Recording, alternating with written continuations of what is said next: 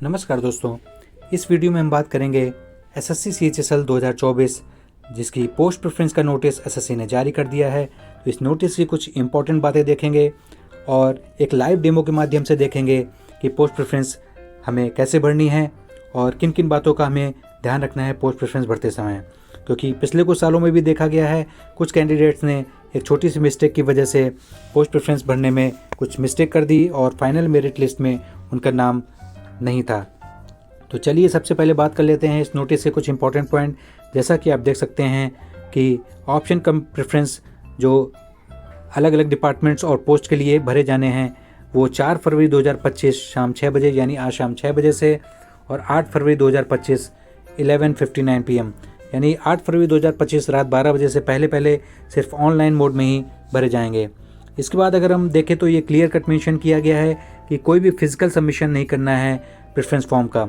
यानी कि जो एसएससी ने एक सैंपल दिया है, बहुत से कैंडिडेट सोच रहे हैं कि उसी में भर के और किसी को भी सेंड करना है, लेकिन ऐसा बिल्कुल भी नहीं है। इन्होंने अपने नोटिस में क्लियर कट मेंशन कर दिया है कि कोई भी फिजिकल सबमिशन नहीं होगा, सिर्फ ऑनलाइन मोड में ही ऑप्शन कम प्रेफरेंस फॉर्म भरे जाएंगे। आगे अगर हम बात करें तो इन्होंने क्लियर किया हुआ है कि जो प्रेफरेंस फॉर्म है ऑनलाइन मोड में वो कितनी बार भी रिवाइज़ कर सकते हैं लास्ट डेट से पहले, यानी 8 फरवरी 2025 से पहले रात 12 बजे से पहले आप कितनी बार भी रिवाइज़ कर सकते हैं। लेकिन जो लास्ट सबमिशन होगा, लास्ट रिवीजन का जो सबमिशन होगा वही फाइनल माना जाएगा। और प्रेफरेंस भरने के बाद में उसको सबमिट बटन पे ज़रूर क्लिक करना है। अगर आप वो नहीं क्लिक करते हैं तो वो प्रेफरेंस अनफिल्ड माना जाएगा।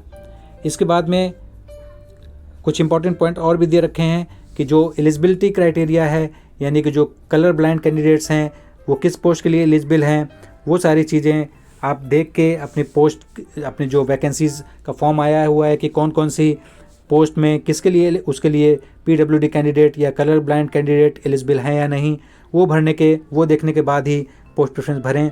सिर्फ उन पोस्ट के लिए एलिजिबल होंगे जहाँ पर वो वैकेंसी चार्ट में दे रखा होगा। और इसके बाद अगर बात करें तो इन्होंने क्लियर कर दिया हुआ है कि जिस कैंडिडेट ने भी टियर 2 का एग्ज़ाम दिया हुआ है तो वो फाइनल मेरिट लिस्ट में तभी इंक्लूड किया जाएगा जब वो पोस्ट प्रेफरेंस फॉर्म भरेगा। अगर कोई पोस्ट प्रेफरेंस फॉर्म भरना भूल जाता है तो उसको फाइनल मेरिट लिस्ट से हटा दिया जाएगा और उसको कंसीडर नहीं किया जाएगा। और फर्दर कोई इसके बाद में अपॉर्चुनिटी कैंडिडेट को नहीं दी जाएगी कि दोबारा से किसी भी तरह से पोस्ट प्रेफरेंस फॉर्म भरे। तो चलिए अब हम सीधे डायरेक्ट स्क्रीन पर चलते हैं और देखते हैं कि आपको लाइव डेमो के माध्यम से पोस्ट प्रेफरेंस कैसे भरना है। फ्रेंड्स, सबसे पहले हम एसएससी की ऑफिशियल वेबसाइट यानी ssc.gov.in पे आएंगे और यहाँ पर कैंडिडेट लॉगिन करेंगे। यूज़र नेम और पासवर्ड डालने के बाद और कैप्चा डालने के बाद हम लॉगिन करेंगे।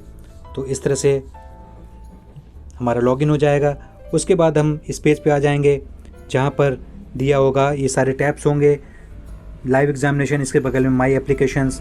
तो माई एप्लीकेशंस पे हम क्लिक करेंगे तो इसमें हमने जितने भी फॉर्म भर रखे होंगे सारे यहाँ पे आ जाएंगे। सबसे नीचे आएंगे combined higher secondary level 10+2 examination, जैसा कि आप देख सकते हैं CHSL 2024। तो यहाँ पर आप देख सकते हैं सिलेक्ट प्रेफरेंस का ये यहाँ पर आपको दिखाई देगा एक टैब सिलेक्ट प्रेफरेंस।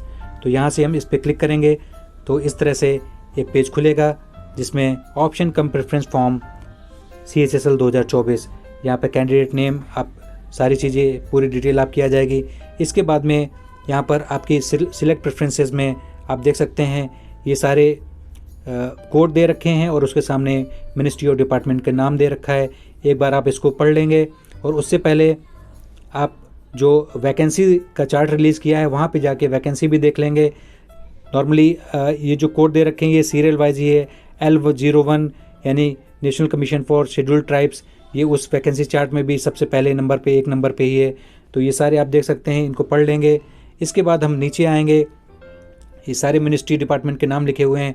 तो इस तरह का एक इंटरफेस आपको दिखाई देगा जिसमें लिखा है candidate should indicate their options in order of preference in the boxes given below. यानी कि जो भी ऑर्डर ऑफ प्रेफरेंस है आपका, यानी 1 नंबर पे कौन सा रहने वाला है, 2 नंबर पे कौन सा रहने वाला है, एंड सो ऑन। यानी अगर 52 मिनिस्ट्री डिपार्टमेंट के नाम हैं तो आप पूरे भी भर सकते हैं। तो इस तरह से यहाँ पर क्लियर कट आप देख सकते हैं कैसे भरना है। फॉर एग्जांपल मैं आपको बता दूं, अगर आप पहले नंबर पे रखना चाहते हैं मिनिस्ट्री ऑफ एक्सटर्नल अफेयर्स को, जिसका कोड अगर हम यहाँ से देखें तो L19 कोड है। ये देखिए, आपको मैं दिखा दूँ मिनिस्ट्री ऑफ एक्सटर्नल अफेयर्स। अगर हम यहाँ बात करें कि जो ज़्यादातर candidates, most of the candidates की फर्स्ट चॉइस होती है मिनिस्ट्री ऑफ एक्सटर्नल अफेयर्स, जैसा कि आप देख सकते हैं L19 कोड है। तो यहाँ पर हम जाएंगे इस प्रेफरेंस बॉक्स में, एक नंबर पे हम L19 भर देंगे, जैसा कि आप देख सकते हैं L19। तो एक नंबर पे हमने L19 भर दिया। दूसरे नंबर पे अगर हमारी प्रेफरेंस होती है, मान लीजिए मिनिस्ट्री ऑफ डिफेंस में IFSQ, अगर कि कोई दिल्ली रहना चाहता है तो MEA के बाद में वो IFSQ को चूज़ करता है, जिसकी 109 वैकेंसी हैं इस बार। इसमें इसका कोड देख लेंगे मिनिस्ट्री ऑफ डिफेंस में IFSQ का, तो L44 अगर हम देखें, ये देख सकते हैं आप L44 ministry of defence IFSQ office of GSNCO, तो L44 इसका कोड है।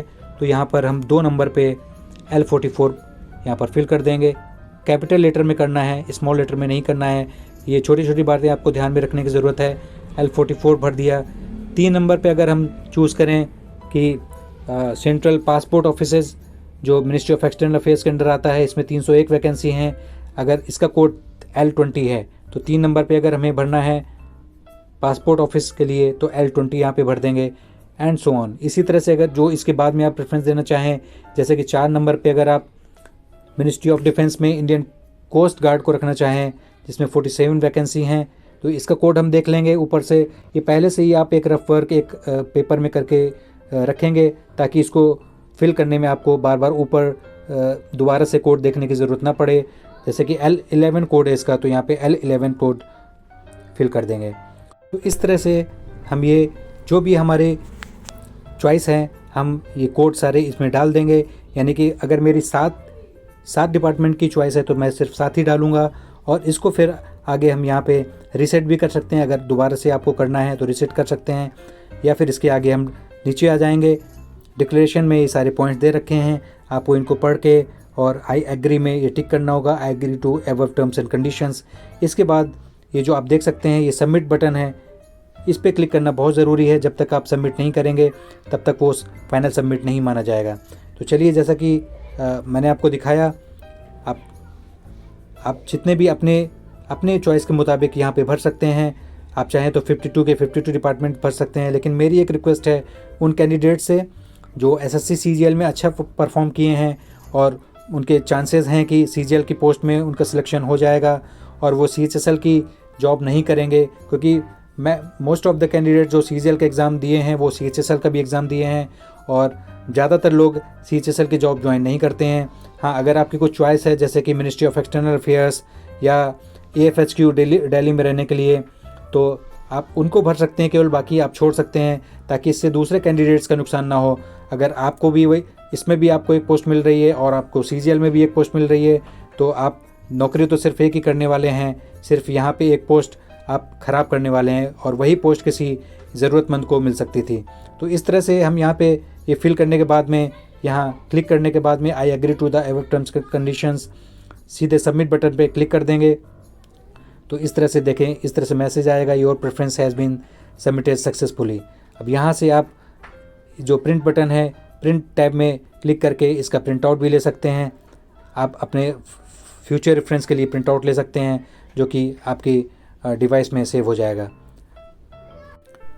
तो प्रिंट आउट लेने के बाद कुछ सेव हो जाएगा, वो कुछ इस तरह का दिखेगा, जैसा कि आप देख सकते हैं। मैंने यहाँ पर 7 ही पोस्ट प्रेफरेंस भरी थी, तो इसमें 7 ही आ रहा है। बाकी 7 के अलावा जो भी जो बॉक्सेस थे वो क्रॉस आ रहा है, यानी कि वो बॉक्सेस के लिए हम एलिजिबल नहीं हैं, सिर्फ हमें इन 7 पोस्ट पे ही हमें कंसीडर किया जाएगा।